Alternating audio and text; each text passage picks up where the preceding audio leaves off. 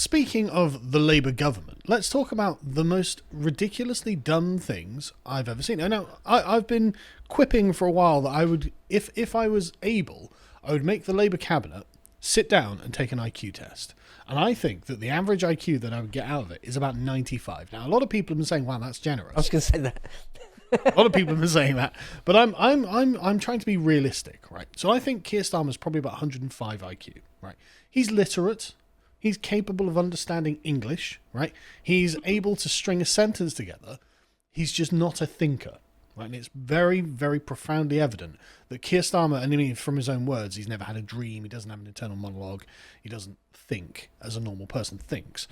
But the rest of the cabinet is obviously block-headed, ideologically captured, and generally quite stupid.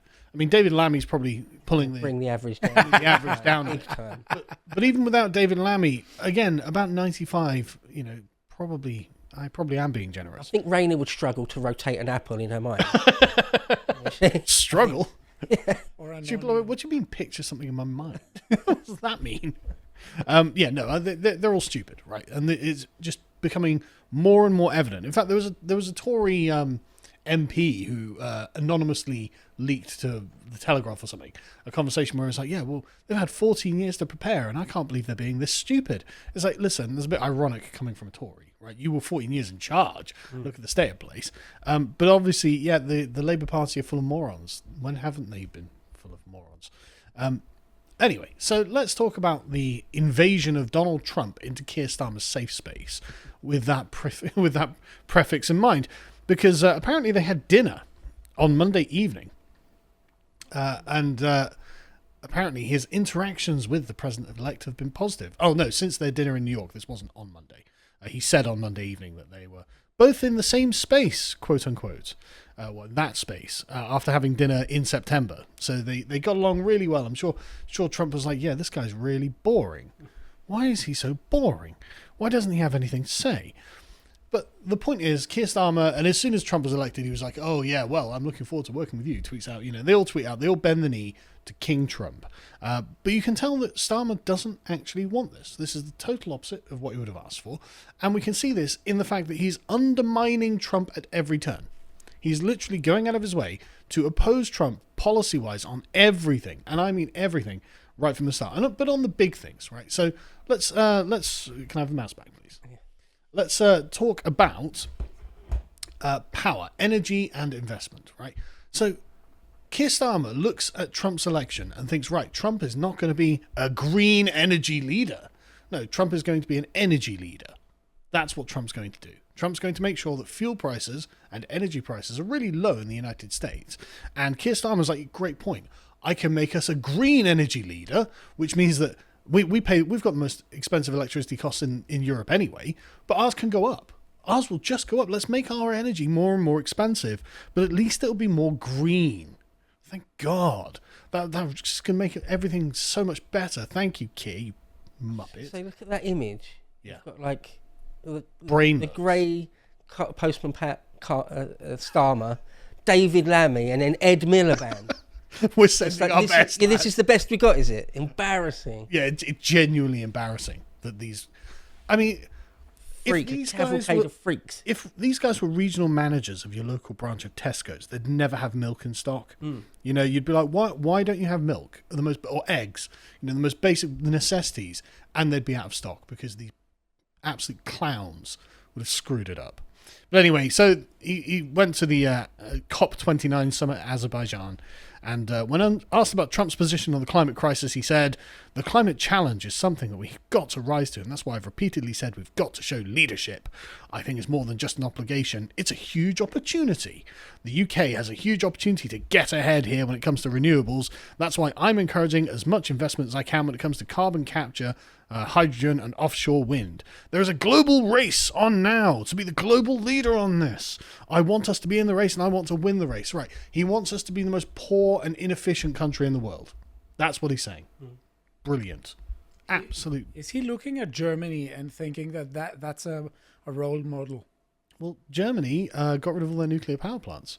So yes, I assume that's what he's thinking. It's funny because I thought CO2 was only 400 odd parts per million of the atmosphere. I have no idea, and I don't care. It just doesn't. I'm not litigating the climate debate. Okay. I'm pointing out that Keir Starmer is going to make us poor, like by design, and he's going to call that a victory. He's going to call that a victory. Just very quickly say, I do think it is odd that that COP conference was held in Baku, Yeah, why Azerbaijan of all places. Yeah. Well, it's like the oil pumping capital of the entire world, Baku. It's like the first oil wells ever were in Baku. Back at the very air in Baku smells of crude. It's bubbling out of the ground and has been for all time. It's literally bubbling out of the ground. I didn't know that, but that is bizarre. That is weird. Anyway. It is, yeah, it's very weird. So they're going to, as I say, show leadership on this. And so there's...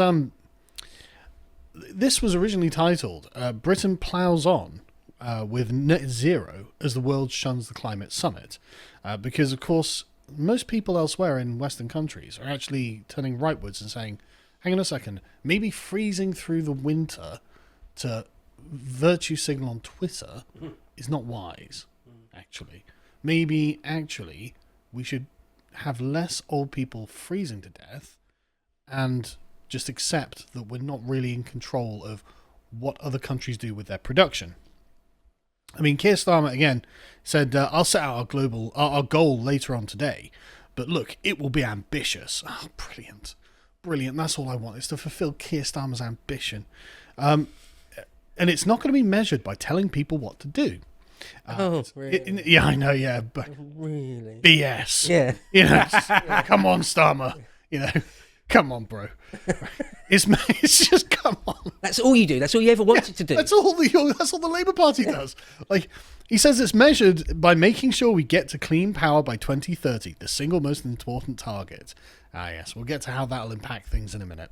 The new emissions target would be difficult, but achievable, he added. But it's not about telling people how to live their lives. I'm not interested in that. I am interested in making sure that their energy bills are stable. Yeah, stably high. Like, yeah, no, don't worry. There's no chance of this going down. This is going to be stable. The most, I mean, it already is stably as the most expensive in the world or in Europe. So it's just crazy. But once we've got energy independence, the jobs will come our way, right? And so again, it just continues, it just carries on, just ridiculous. Like, here's more. So the actual reveal is he wants the UK to pledge to cut emissions by 81% compared to 1990 levels by 20. There has to be a report there that says, "Goal, let's become Luddites. Yeah, we won't use any energy." Yeah, I mean, like, he's got a war on farmers, he's got a war on energy production, he's got a war on, like, the far right, the normal people of the country, a war with Elon Musk, a war with probably Donald Trump soon enough if he keeps going like this, like, and Putin and the mullahs of Iran. Yeah, and just like he's definitely not shy about picking enemies, right? So anyway, the goal would be achieved by decarbonizing the power sector. Just shut up, Keir. Right? This would be a massive expansion of offshore wind, carbon capture, storage, and nuclear energy. Oh, good. We're talking about nuclear energy. A very small part of it at the end. We might not all die of lack of energy. And so the first thing he does is tells the private sector, no, you're going to have to start paying your fair share. What happened to, I don't want to tell people what to do. That would just instantly, yeah, I don't want to tell people to do, but you are definitely going to do what I'm telling you. So, okay, brilliant. So the private sector is now guilty of producing too much abundant energy for the country, which is honestly almost exactly word for word what he's saying here. I will make an argument powerfully that now is the time for the private sector to start paying their fair share in relation to these commitments. Oh, just brilliant. Brilliant. So I went to the House of Commons library. I was like, okay, so at least, okay, I know it sounds bad. I know you're thinking, God, well, we're going to be totally immiserated. We're going to be living in the literal Stone Age. I wonder if we'll lose the ability to smelt metal in this, right? It might actually that we arrive in a genuine flint napping economy. But no, it looks like the rest of the world is not going to be affected by this. According to the House of Commons Library, the UK is ranked 17th with 1.1% of global emissions. So if we reduce that by 85%, we're going to go from 1.1 to about 0.3%. Yeah, but he's doing his part. He indeed is doing his part. Now the rest Meanwhile, of the world, putting no concernable pressure on places like India or China to yeah, that actually do the majority of it. because I mean, like their own graphs are a really good indication. So here's the temperature rise over time. Here's the carbon emissions over time. Here's Britain's contribution to it over time. So I can't help but notice as the temperature and carbon emissions go up, it inversely correlates with Britain's going down. So if anything, we're not having any effect whatsoever by their own data. And this is the House of Commons data because we're 1% of emissions because we offshored all of our industrial capacity to one of our most worrisome enemies for some reason. So you said about smelting metals, where we literally shut down our last giant To get steel China's smelting facility. Yeah. So, yeah, we actually can't make high quality steel for ourselves anymore. So we're not nearly as important as we think, and we're not going to have any effect really on global emissions. It's going to be a very, very tiny thing. So brilliant. Thank you, Starmer. So anyway, yes, as you can see, I'll skip that one actually. Right, so moving on. How about, okay, so if you're not happy with being incredibly poor and energy dependent on foreign nations, as well as food dependent on foreign nations, why would you not want endless war? Why don't we just have an endless war? Because that's definitely going to make things far easier for the people living in Britain. Now, Donald Trump has said, I'm going to end the Ukrainian war on day one. Presumably, Trump's going to get in the White House, he's going to pick up the phone and say, Vladimir, knock it the hell off, or else. And Putin will go, yeah, I think I might knock it the hell off, actually. Or just go to Zelensky and say, bro, you've lost that bit of land. Yeah. Give it up. Undoubtedly, you lost it. The You next lost it call years will ago. be, Zelensky, just give it up. Right, it's done. We're coming to the table. Right. It's a fait accompli. Exactly. Right. There's going to be some kind of negotiated settlement that that Trump will impose. But no, he's gone to France on Armistice Day and said, yep, no, unwavering support. Remember, he pledged another $3 billion. As long as it takes. As long as it takes. The British taxpayer will just pour money down this black hole for a doomed cause. And so he plans to thwart Trump on Ukraine. Oh, yeah, that's going to make him your best buddy. I'm sure he's going to be really, really, really friendly with you. Basically, his plan, and this is a clever plan. Now, you remember a couple of months ago that Joe Biden was like, hey, why don't we give the Ukrainians... He went over to... Starmer went over to Joe Biden and said, why don't we give the Ukrainians the ability to launch missiles at Moscow? And everyone was like, are you mad?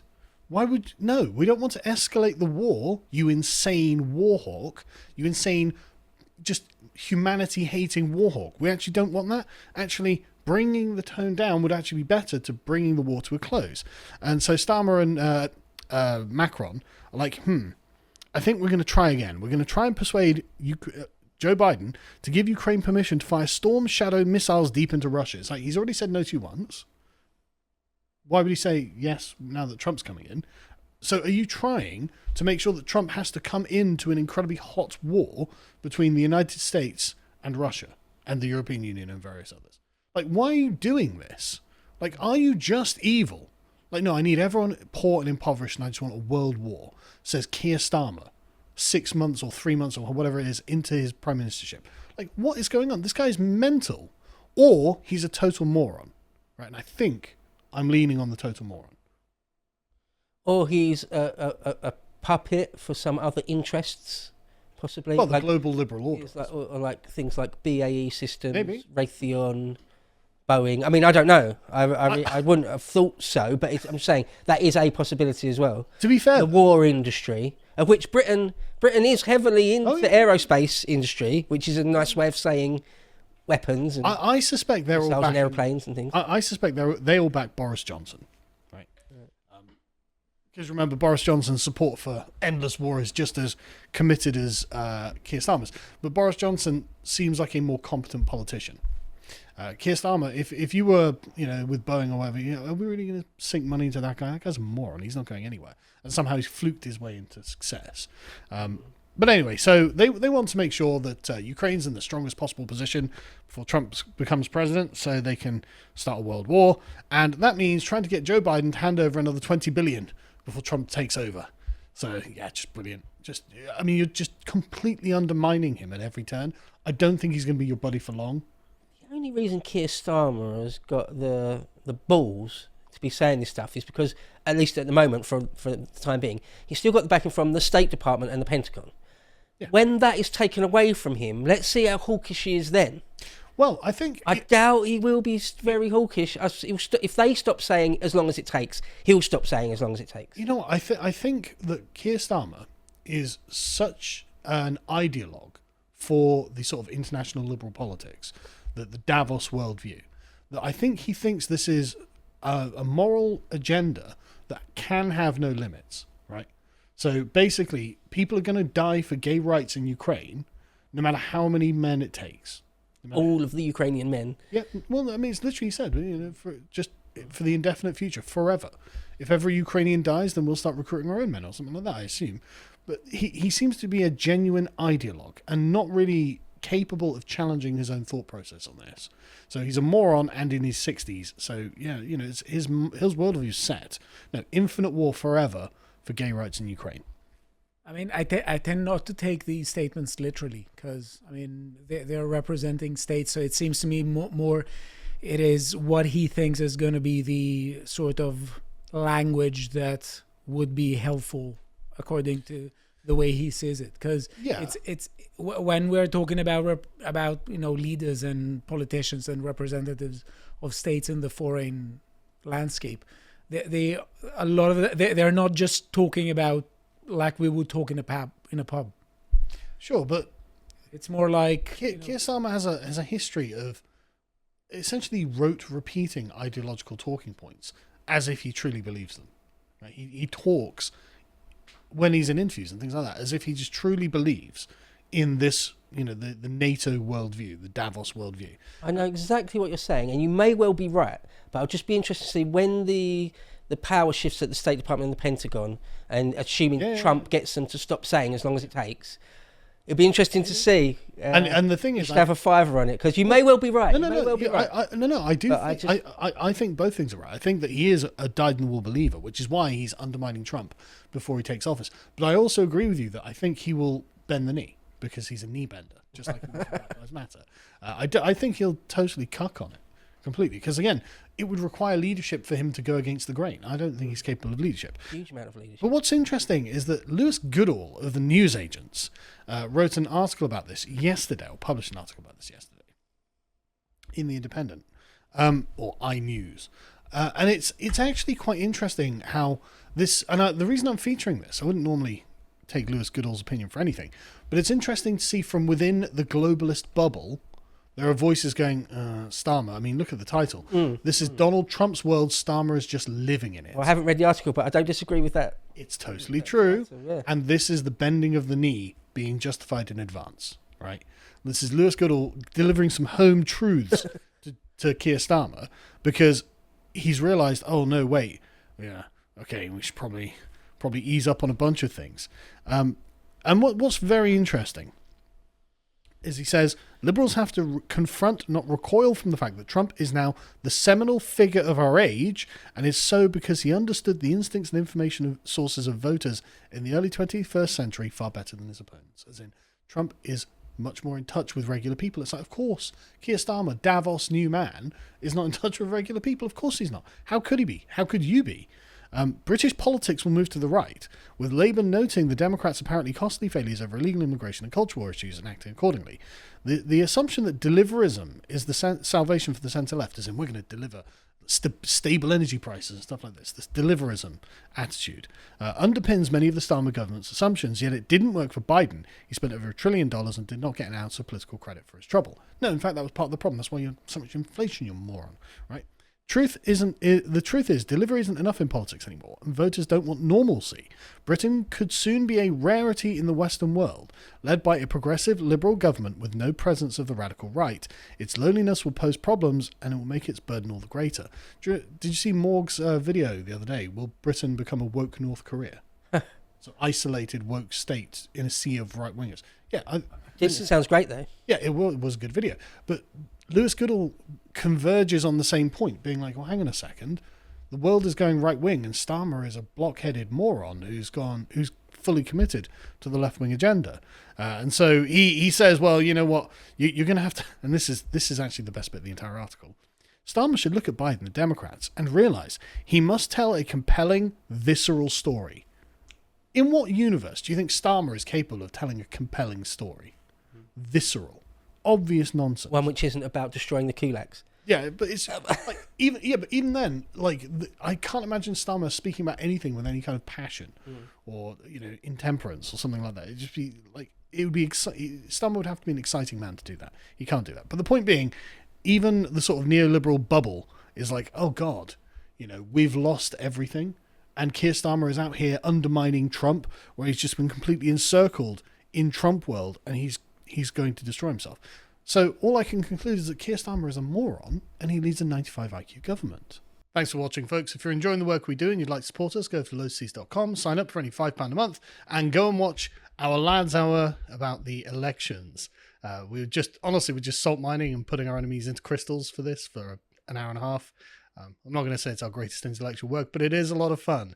And also go and follow us over on X, formerly Twitter, at lotuseaters_com.